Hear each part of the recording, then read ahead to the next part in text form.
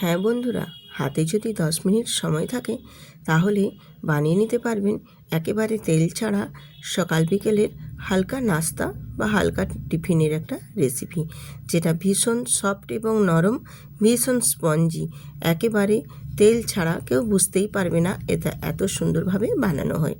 তো চলুন দেখে নেওয়া যাক আজকের এই রেসিপিটা। তো যদি আপনাদের কাছে আজকের এই রেসিপি ভালো লেগে থাকে তাহলে অবশ্যই ভিডিওটিতে একটি লাইক দিয়ে ভিডিওটি কন্টিনিউ করবেন। আপনাদের সবাইকে স্বাগত জানালাম আজকের আবার একটা নতুন রেসিপিতে। আমি রূপা, ব্লগস উইথ রূপা চ্যানেলে আপনাদের সবাইকে স্বাগত। আজকে আমি যেই হেলদি টিফিন রেসিপিটা বানাচ্ছি তার জন্য নিয়েছি 1 কাপ সুজি আর নিয়েছি 1 কাপ ময়দা।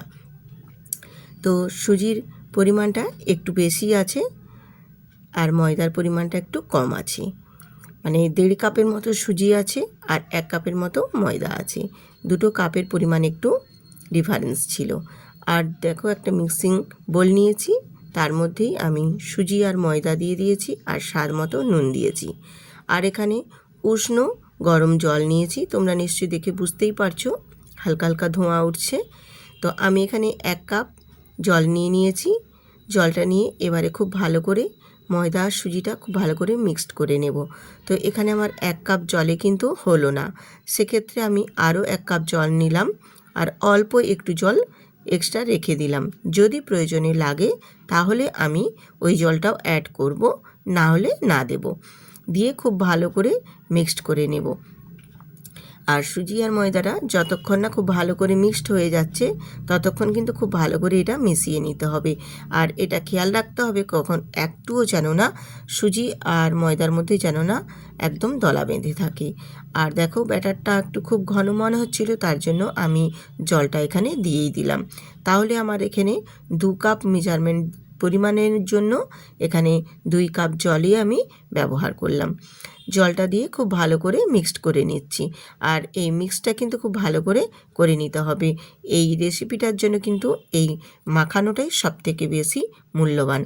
আর যেহেতু এখানে আমি গরম জল দিয়ে মাখিয়ে নিয়েছি, সেক্ষেত্রে আর রেস্টে রাখার কোনো প্রয়োজন নেই।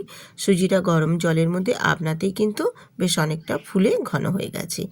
এরপর আমি একটা মিক্সিং জার নিয়েছি আর এই মিক্সিং জারের মধ্যেই ব্যাটারটা আমি দিয়ে দেব। এই ব্যাটারটা খুব ভালো করে মিক্সড করে নিয়ে এরপর মিক্সিং জারের মধ্যে দিয়ে একটু ঘুরিয়ে ঘন করে নেব। আর একটু মিশ্রণটা যেন বেশ ভালোই ঘন হয় সেটা খেয়াল রাখবে। দিয়ে এবারে আমি একটা ঢাকনা দিয়ে একটু মিক্সিতে পেস্ট করে নেব। পেস্ট করে তারপর ফিরে আসছি। দেখুন পেস্টের ঘনত্বটা আমি কীরকমভাবে রেখেছি সেটাও তোমাদের দেখিয়ে দেব। পেস্টটা হয়ে গেছে, এবারে একটা চামচ দিয়ে আমি তোমাদের দেখিয়ে দিচ্ছি পেস্টের ঘনত্বটা কীরকমভাবে থাকবে। এবারে আবারও ওই মিক্সিং বোলের মধ্যেই আমি মিক্সিতে পেস্ট করে নেওয়া ব্যাটারটা ঢেলে দিলাম। এই ব্যাটারের ঘনত্বটা কীরকম রাখবো সেটাও তোমাদের দেখিয়ে দেব। এবারে ওই ব্যাটারটাকে একটু নাড়াচাড়া করে নিয়ে এরপর তোমাদের দেখিয়ে দিচ্ছি ব্যাটারের ঘনত্বটা কীরকম পর্যায়ে থাকবে। আর হাতের মধ্যে নিলে যেন এরকম একটা চিটচিটে ভাব তৈরি হয়, সেই রকম পর্যায়ে কিন্তু এখানে এটা মিক্সিতে একটু ঘন করে পেস্ট করে নিতে হবে। আর পেস্টটা কীরকম ঘনত্ব সেটাও তোমাদের আমি দেখিয়ে দিচ্ছি। এবারে আমি এটাকে একটু ঢাকা দিয়ে সাইডে সরিয়ে রেখে দেব। এরপর আমি একটা দেখো ছোট্ট বাটি নিয়েছি, ছোট্ট বাটির মধ্যে দিয়ে দিচ্ছি 1 চামচ মেপে এখানে সাদা তেল নিয়েছি আর ওই চামচেরই হাফ চামচ মেপে আমি এখানে জল নিয়েছি। আর জল আর তেলটা খুব ভালো করে কিন্তু একটু নেড়েচেড়ে মিশিয়ে নিতে হবে।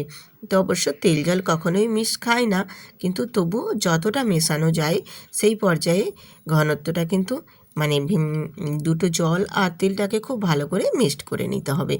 আর মেশানোটাও কীরকম হবে সেটাও আমি তোমাদের দেখিয়ে দিলাম। এবারে এটাকেও আমি এক সাইডে সরিয়ে রেখে দেব। এরপর ব্যাটারের ঘনত্বটা দেখো আমার একদম পারফেক্টভাবে রেডি হয়ে গেছে। এরপর আমি এতে কি কি উপকরণ মিক্সড করছি সেটাই আপনাদের সাথে শেয়ার করছি। চলুন, এখানে আমি হাফ চামচের থেকেও আর একটু কম নিয়েছি বেকিং সোডা, আর দেব বাড়িতেই একদম মানে কি বলবো রোস্ট করে নেওয়া নারকেলের কোড়া। আমি বাড়িতেই একটু ফ্রাই করে নিয়েছিলাম, দিয়ে সেটাই আমি দিয়ে দিলাম। একদম ফ্রেশ নারকেল কোড়া, সেটাকে একটু আমি বাড়িতেই হালকা ফ্রাই করে নিয়েছিলাম, সেটাই এখানে দিয়ে দিলাম 2 চামচ। দিয়ে খুব ভালো করে মিশিয়ে নিতে হবে। এই ব্যাটারটার মধ্যে বেকিং সোডা আর নারকেলটা দিয়ে খুব ভালো করে মিনিট 5 ধরে বেশ ফেটিয়ে নিতে হবে। তাহলে এই টিফিন রেসিপিগুলো বেশ ফ্লফি হবে এবং স্পঞ্জি নরমের মতো হবে। কিন্তু ফেটানোটাই কিন্তু মেন।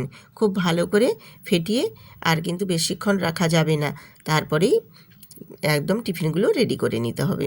তো টিফিনগুলো রেডি করে নেওয়ার জন্য আমি গ্যাসেতে দেখো একটা কড়াই বসিয়ে দিয়েছি, আর কড়াইয়ে আমি গ্যাসটাও অন করে দিয়েছি। আর যে তেল জলের মিশ্রণটা ছিল, সেই তেল জলের মিশ্রণটাও একটা আমি এখানে ব্রাশ নিয়েছি, দিয়ে কড়াইয়ের মধ্যে একটু ব্রাশ করে লাগিয়ে দেব। তাহলে এই যে নাস্তাগুলো বানাবো ঝটপট কিন্তু নাস্তাগুলো সুন্দরভাবে উঠে চলে আসবে আর খুব সুন্দরভাবে বানানো হবে। দিয়ে এবারে 1 চামচ আমি এখানে ব্যাটার দিয়ে দিলাম, দিয়ে একটু ঢাকনা দিয়ে 1 মিনিট মতো রেখে দেব। 1 মিনিট মতো রেখে দিলেই কিন্তু পিঠেগুলো বেশ সুন্দরভাবে নাস্তাগুলো বেশ সুন্দরভাবে একদম রেডি হয়ে যাবে। প্রথমটা বলে দেখো, তাই আমার কিন্তু ফুলে ওঠেনি, একদম অতিবিন্দু ছিদ্রযুক্ত হয়ে রেডি হয়েছে। এরপর যেগুলো বানাবো সেগুলো কিন্তু বেশ সুন্দরভাবে একদম ফুলে উঠবে। প্রথমটা একটু 19-20 হয়, সেটা সবাই জানো তোমরা। দিয়ে আবারও আমি ঢেকে 1 মিনিট রেখে দেবো। 1 মিনিট পর তোমাদের দেখিয়ে দিচ্ছি কত সুন্দরভাবে পরপর ফুলে উঠবে নাস্তাগুলো বেশ সুন্দর করে। তো কড়াইয়ের অবস্থা কিন্তু একটু বেহাল হবে, কিন্তু নাস্তাগুলো বানাতে ভীষণ সহজ হবে, ঝটপট কিন্তু বানানো হয়ে যাবে। জাস্ট 1 মিনিট একটু কড়াইয়ের মধ্যে দিয়ে ঢাকা দিলেই বেশ সুন্দর করে নাস্তাগুলো রেডি হয়ে যাবে। আর আমরা এই রকম নাস্তাগুলো সকাল বিকেলের জন্য কিন্তু বেশ ভালোই এগুলো বানিয়ে নিতে পারি।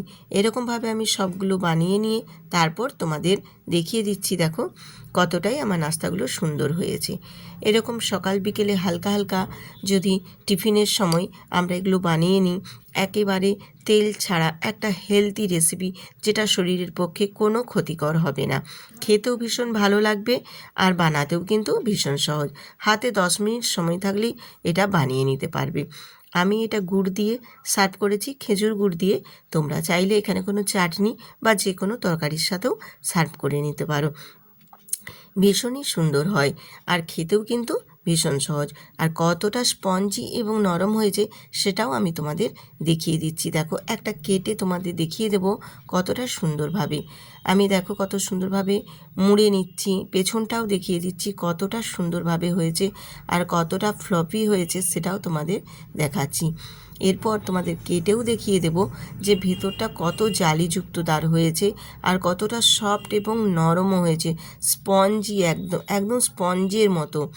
এত সুন্দর আমি নিজেও ভাবতে পারিনি যে এত সুন্দরভাবে এই নাস্তাগুলো রেডি হবে। তো বন্ধুরা এই নাস্তাটা একবার ট্রাই করে দেখো, আশা করছি ভীষণ ভালো লাগবে। আর যদি ভালো লেগে থাকে তাহলে বন্ধুদের সাথে শেয়ার করে একটি সুন্দর করে কমেন্ট করে দেবেন এবং চ্যানেলটিতে সাবস্ক্রাইব করে বেল আইকনটি প্রেস করে দেবেন। আবার আসবো এইরকম নিত্য নতুন রেসিপি নিয়ে। ততক্ষণ সবাই সুস্থ থাকুন, ভালো থাকুন। আজ এই পর্যন্তই রাখলাম, আবার আসবো আরেকটা নতুন রেসিপি নিয়ে।